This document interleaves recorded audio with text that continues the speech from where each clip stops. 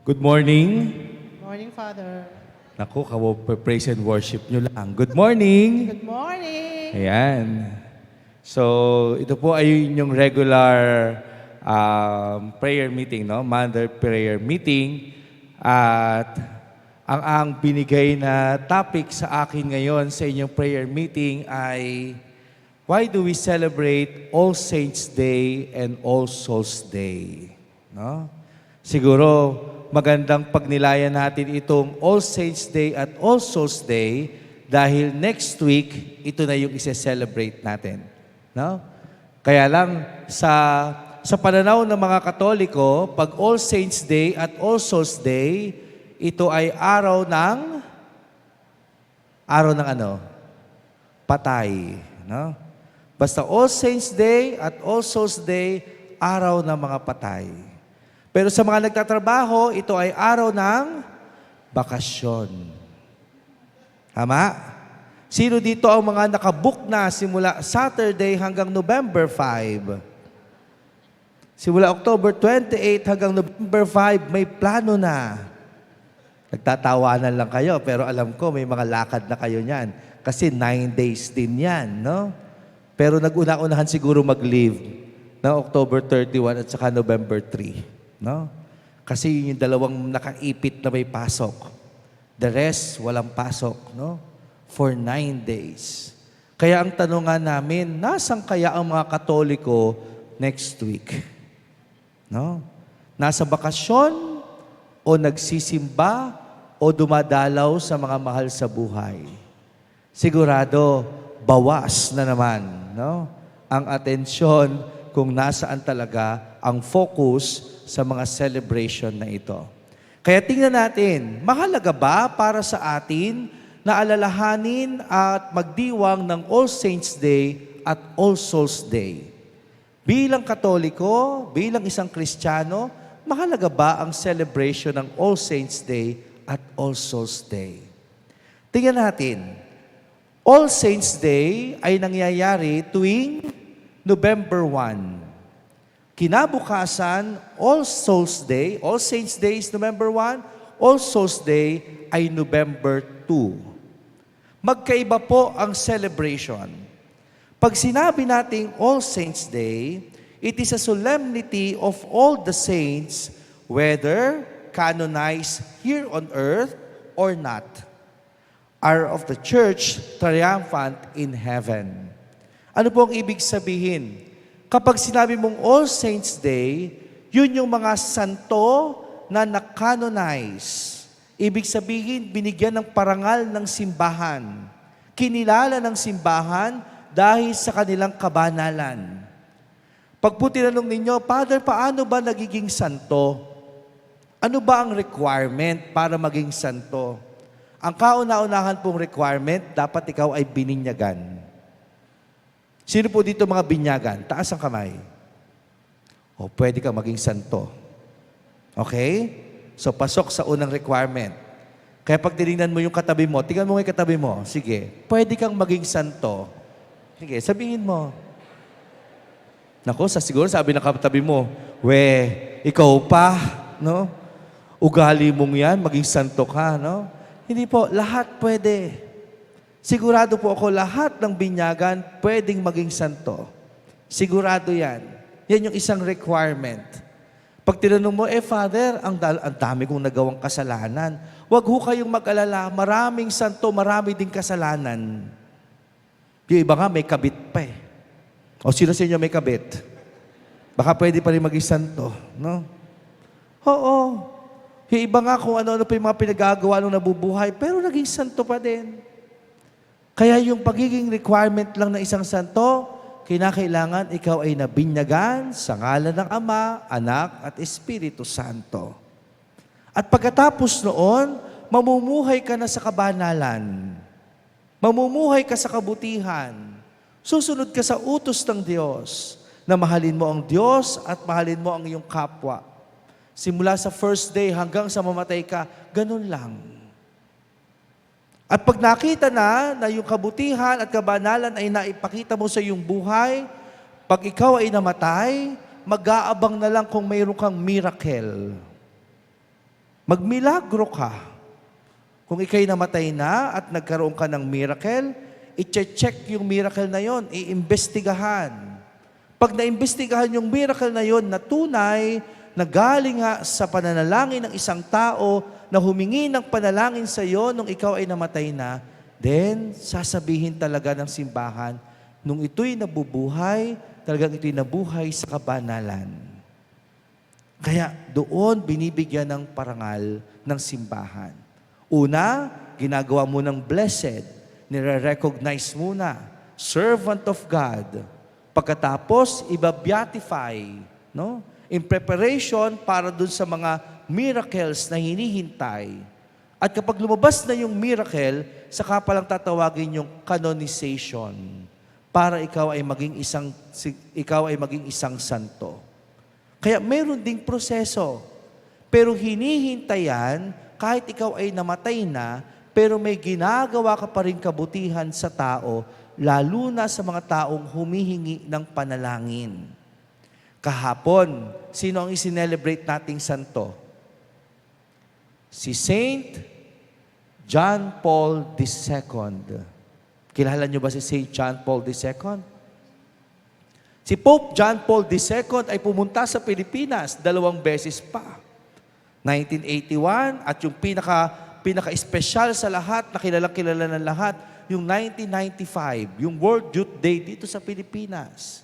Si Saint John Paul II, pag tiningnan po ninyo, si Saint John Paul II ay isang tao na naging Santo Papa, at nung siya naging Santo Papa, siya yung nag-found ng World Youth Day. At madami ang naniwala sa kanyang kabutihan. Yung biyaya ng Diyos na ma-found yung World Youth Day, marami siyang maraming tao ang sumunod sa kanya, sa kanyang turo. Maraming kabataan ang nabuhay sa pananampalataya dahil sa kanyang World Youth Day. At nung namatay si John Paul II, dahil sa sakit na Parkinson, no, mayroong isang bata na nagdasal sa kanya. Tinulungan siya ng kanyang nanay na magdasal lagi kay John Paul II. At alam nyo, gumaling yung bata sa same na sakit ni John Paul II. Yung bata na humihingi ng panalangin kay John Paul II, pareho yung sakit niya nung kay John Paul. At nung inimbestigahan yon, dahil sa paghingi ng tulong kay John Paul II nung bata, si John Paul II hihingin ng tulong sa Diyos, gumaling yung bata. Hindi po si John Paul II yung nagpagaling. Ang nagpagaling ay ang Diyos.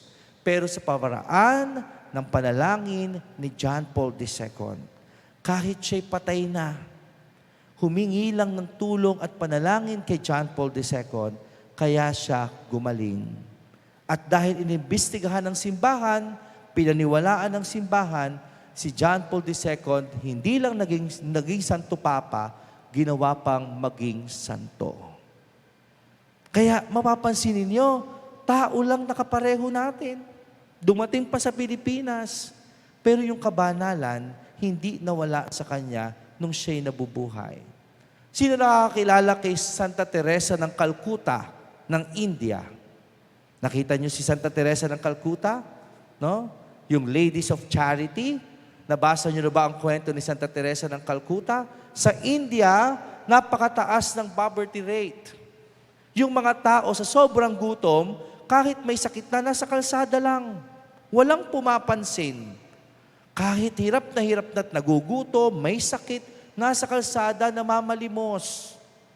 Anong ginawa ni Santa Teresa ng Calcutta? Buhay pa si Santa Teresa ng Calcutta.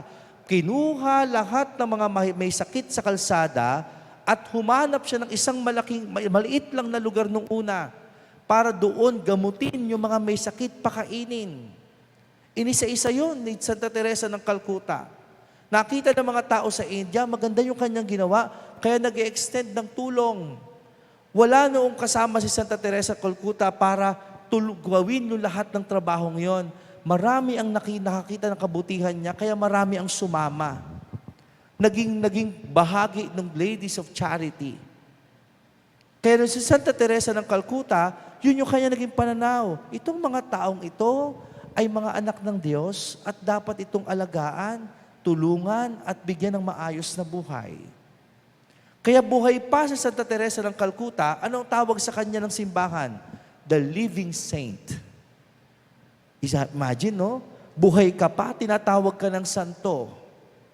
Kaya nung namatay si Santa Teresa ng Calcutta, ano ang sabi ng simbahan? Siya na ang pinakamabilis na naging santo ng simbahang Katoliko. Kasi nga, buhay pa, isinasabuhay na ang pagiging isang santo. Pag tinignan po ninyo yung history ng mga ginagawang santo para makanonize ka, mag-aabang ka ng miracle. Minsan umaabot ng 50 years, hindi ka pa santo. Binabantayan ka pa lang. Ito po yung biruan po ito sa Roma kasi doon po chine-check lahat ng mga ipinapasa na gustong maging santo, no? Ang ating kauna-unahang santo ay si San Lorenzo Ruiz de Manila, na sineselebrate natin ng feast day noong September 28. Kaya po si St. John Paul II ay nakarating sa Pilipinas kasi noong 1981, si St. Lorenzo Ruiz ay binyatify. Dito siya unang ginawa, no? Kaya dumating sa Pilipinas si John Paul II para i-beatify si San Lorenzo Ruiz. Hindi pa yun yung ganap na santo, blessed pa lang, no? Mayroong proseso. Kaya i-beatify dito sa Pilipinas, dumating si St. John Paul II kasi siya yung Santo Papa during that time. Pero from 1981, mag-aabang pa ulit bago maging santo yan. Hindi pa yan agad-agad na magiging santo. Pero, ang nakakatuwa lang, si San Lorenzo Ruiz ay isang laiko katulad ninyo. Hindi yan pari, hindi yan obispo. Laiko lang si San Lorenzo Ruiz. Isang katekista. Nagtuturo lang ng mga aral ng simbahan. Pero dahil si San Lorenzo Ruiz ay naninirahan dyan, ang kanyang simbahan ay yung Binondo Church. Nakarating na ba kayo sa Binondo? Diyan siya bininyagan, no? Diyan siya nagsaserve as sakristan at saka katekista sa Binondo Church. Dahil nga si San Lorenzo Ruiz ay marami naging problema dyan kung saan siya nagsaserve, maraming issues ang kanyang natanggap, ang ginawa sa kanya, isinama siya ng ilang mga pari papuntang Japan.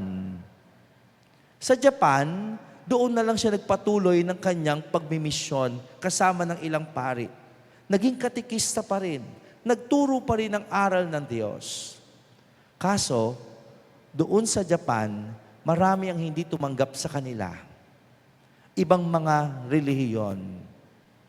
At anong sabi sa kanila?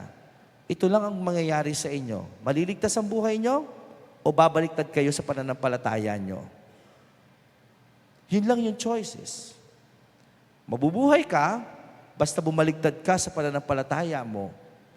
Pero mamamatay ka kapag hindi ka bumaliktad sa pananampalataya mo. Ano ang sabi ni San Lorenzo Ruiz? 1,000 buhay man ang ibigay sa akin, paulit-ulit kong iaalay sa Diyos. Yun lang yung kanya sinabi. Kahit na 1,000 buhay ang ibigay sa akin ng Panginoon, paulit-ulit kong iaalay yan sa Diyos. Patay. Kaya niyang ibigay ang kanyang buhay, kaya niyang i-give up ang kanyang buhay, pero hindi ang kanyang pananampalataya.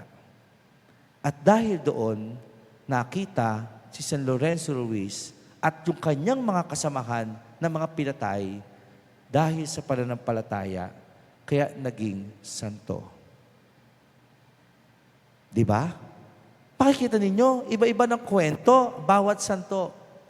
Pero ang pinaka-bottom line ay ang buhay ay inaalay para sa Diyos. Ang kabanalan ay tanging sa Diyos. Kaya pag inisip natin, ang mga santo ay hindi lamang yung mga nare-recognize ng simbahan. Pwede din tayong maging santo kahit hindi recognize ng simbahan. Naniniwala ba kayo doon? Pwede bang sabihin, Father, pag All Saints Day ba, ang sineselebrate lang yung mga santo na na-recognize ng simbahan? Ang sabi sa Catechism of the Catholic Church, Hindi. Dahil may mga namatay na namumuhay sa kabanalan at kabutihan, pero hindi nare-recognize ng simbahan. Pero pwedeng naghahari doon sa kalangitan kasama ng Diyos. Kaya po pwedeng sabihin natin, santo na-recognize ng simbahan, Padre Pio, Teresa of Calcutta, no? St. John Paul II. Pwedeng ganyan. Si Tita Del, baka pag natapos ang kanyang buhay sa mundong ito, sasabihin natin, santo yan, pero hindi lang ang Diyos lang ang nakakaalam kasi siya yung nakaakyat sa langit. No? Tingin ninyo, yung kanya bang paglilid ng ganito, tingin ninyo, makakaakyat sa langit at magiging santo si Tita Del? Ha? Parang ayaw niyong maniwala kay Tita Del, No, Tita Del, no? Sa buhay na ipinapakita ni Tita Del, na parang yung buhay ay laging ipahayag ang mabuting balita ng Diyos, no? Isabuhay ang mga salita ng Diyos. Yan yung mga tinatawag na pwede kang maging santo kahit hindi ka ma-recognize ng simbahan. Dahil sigurado, kahit hindi naki-recognize at napapansin ng tao, pero napapansin ng Diyos, sigurado kabilang ka sa ipinagdiriwang tuwing All Saints Day. Kaya kahit hindi mo hangarin yung, dapat recognize ng simbahan, parangalan ako ng simbahan, kailangan mapabilang ako sa mga hanay na mga sinasabing Saint Marvin. Hindi na kinakailangan yon. Basta importante ngayon, mamuhay ka sa kabanalan, kahit walang recognition, ang Diyos na ang nakakaalam kung ikaw ay para sa Kanyang kaharian. Kasi kapag halimbawa, naman nabuhay ka at simula na ikay panganak hanggang sa ikay mamatay, halimbawa ikay namuhay sa kabutihan, nakita ng mga tao na talagang mabuti kang tao, sila naman yung magpuproseso niyan kahit patay ka na. Pero kung sasabihin mo, pag nalang namatay ako, saka na lang ako magiging mabuti, hindi ganyan yan. Hindi tatatak yan. Kaya ngayon, ang simbahan sa Pilipinas, alam niyo, napakadaming mga santong ina-apply. Pag nagpunta ka sa somewhere in Iloilo, no, somewhere in North, diyan sa may Vigan, si Archbishop Bersosa na nandiyan. Dito sa may Tayabas, Quezon, si Archbishop Obiar, no, Obispo, si Bishop Kamomot diyan sa Iloilo, no? Mayroong mga ganyan. At ang nakakatawa kamo, no, yung ating mga gustong maging santo ngayon, puro mga obispo.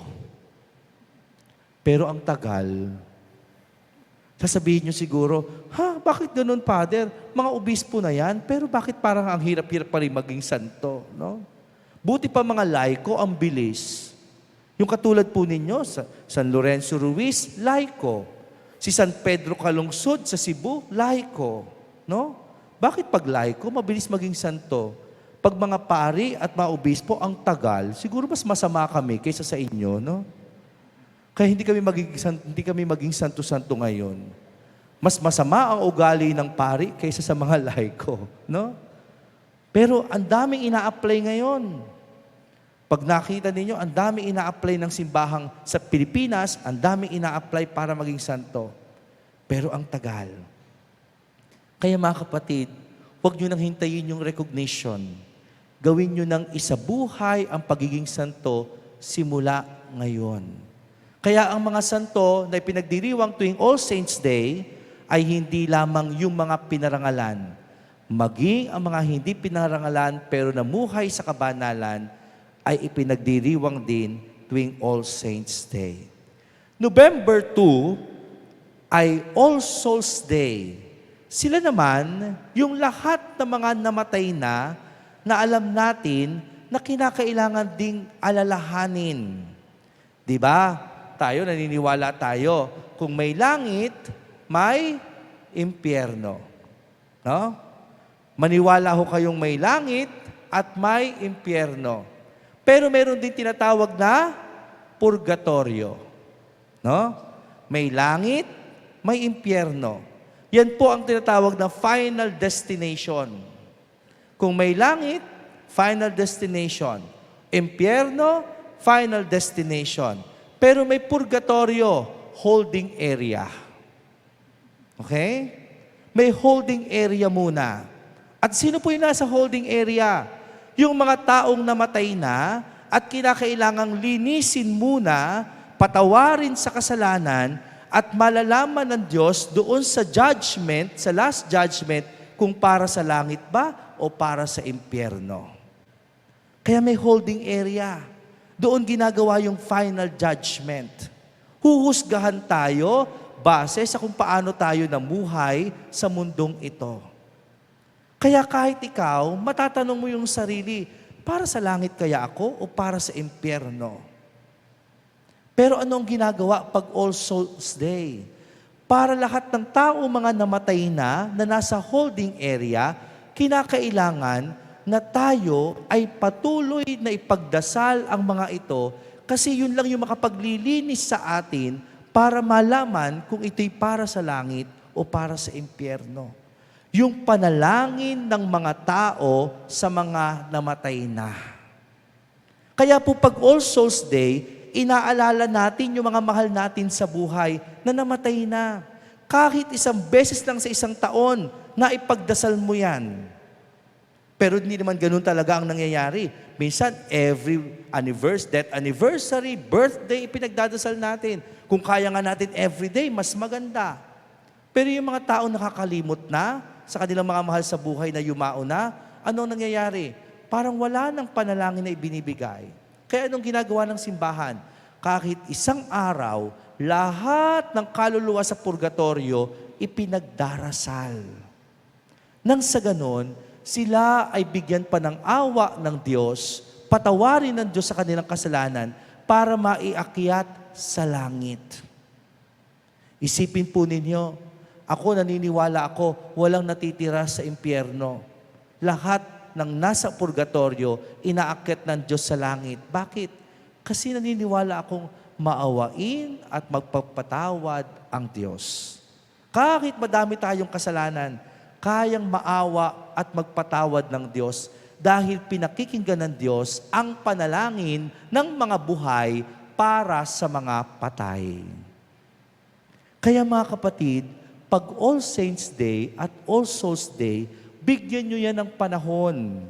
Una, pag All Saints Day, manalangin kayo sa mga santo sa langit na tulungan kayong maging banal at maging mabuting tao. Pag All Souls Day, ipanalangin ninyo ang mga kilala ninyong namatay na para patawarin ng Diyos sa kasalanan at iakyat sa langit. Yan ang dalawang paraan na para sabihin sa atin, nagiging bahagi tayo ng simbahan ng Diyos. Panghuli, dahil ubos na yung oras, ganun lang pong kabilis yan. Ano daw po yung kahalagahan ng mga pagsiselebrate na ito sa sinaselebrate nating Holy Wind? O yung ginagawa nating trick or treat, no? Siguro dyan tayo mas nakafocus, no? Kasi gusto natin party, celebration, di ba? Kaya mayroong Holy Wind party o trick or treat. Mga kapatid, yung trick or treat o Holy Wind party, ang tawag po sa salitang Holy Wind ay Hallow Eve. Okay? Hallow Eve. Halloween, no? Kaya yung hallow, tas double E-E-N, magkahiwalayan. Yung hallow, ang ibig sabihin po ay holy. Yung E-E-N, Eve, no? Gabi. Kaya sinasabi, night before All Saints Day. Gabi bago mag-Holy Day. Okay? So yun po ang ibig sabihin ng Holy Wind. Gabi bago mag-All Saints Day. Kaya po kunyari, 31 ng gabi, yun yung tatawag nating Holy Eve para sa celebration ng Holy Wind. Okay? Kaya po, may Catholic roots po yan. Hindi yan katatakutan. Okay?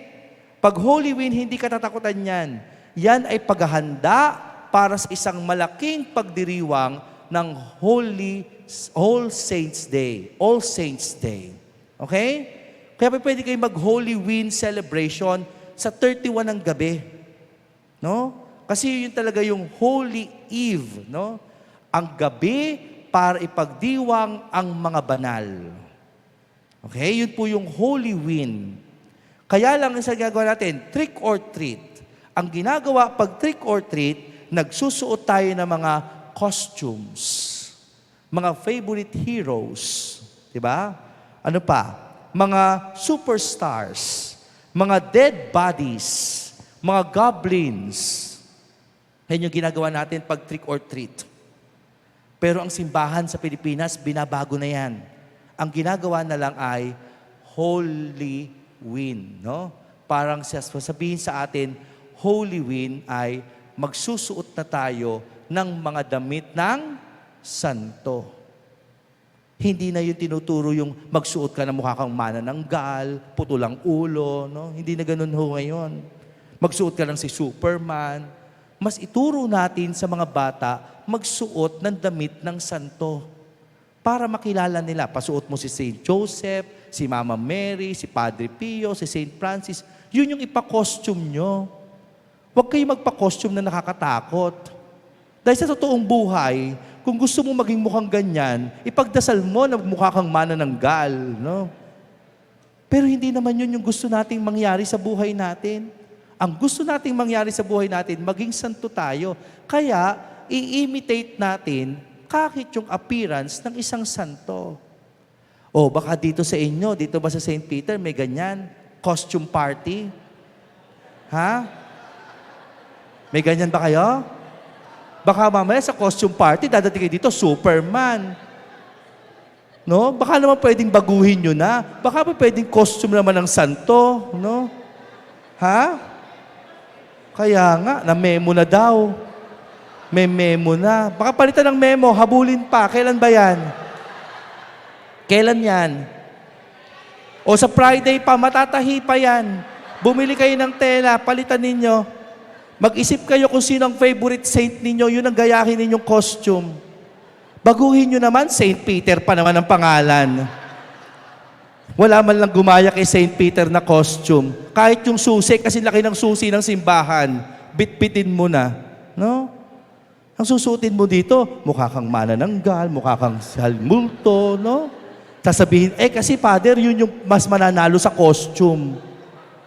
Ang habol, yung premyo, kahit magmukha siyang pangit. No? Kaya ituturo ng simbahan, ano? Ang itinuturo ng simbahan, gamitin natin yung pagkakataon na ipinagdiriwang natin sa paraan na tama at mabuti.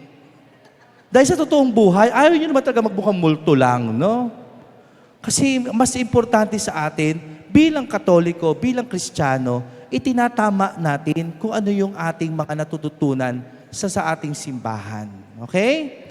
O, kung hindi na maipipilit ng memo yan, sana naman next year, no? Magawa nyo naman ganon, no? Baguhin nyo na muna yung memo, ha? No? Pagandahan, pwede pa rin naman maganda ang costume ng santo, no? Baka naman pa pwedeng ganon, okay? Kaya lang may memo na pala, no? Pati pala yung pagsusuot ng costume, kailangan naka-memo. Pag hindi pwedeng pumasok sa building. No? Pag walang costume. Okay? Kaya po mapapansin po ninyo, ang mga simbahan ngayon, nagkakaroon din po ng Parade of Saints ang tawag na. No? Parade of Saints. Kasi gusto po ituro sa mga bata, dapat hindi katatakutan. Dapat ang ituro ay kabanalan at kabutihan. Kaya po sana, no, ngayong celebration ng Holy Wind, ng All Saints Day, All Souls Day, pwede po i-celebrate ng festive. Pwede i-celebrate ng festive. Pero mas mahalaga na nagdarasal at ipinapanalangin ang mga taong namayapa na dahil kinakailangan nila ng ating dasal. Maraming salamat po sa inyong lahat.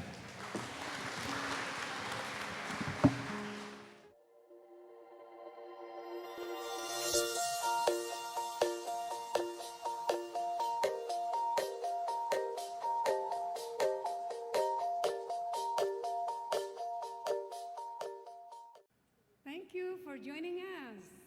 View our past broadcast on the St. Peter Community YouTube channel and St. Peter Community Facebook page. Don't forget to like, to share, to subscribe, and hit the bell so you can be notified on our upcoming activities. Maraming salamat po at laging tandaan, unay